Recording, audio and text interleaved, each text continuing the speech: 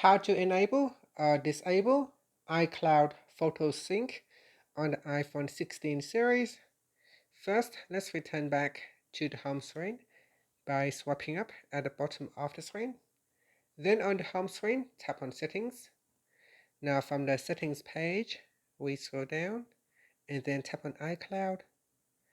Next in here, you can tap on Photos here or tap on the CO button, then tap on iCloud Photos.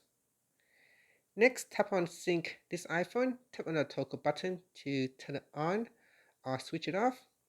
Now when you tap on the toggle button to turn it off, it said that stop updating and turn off. So tap on that. And that's it. So we have now turning off iCloud Photo Sync. If you want to turn it back on, you can just tap on the toggle button to switch it on. And that's it. After that, you can swipe up to go back to the home screen. Thank you for watching this video.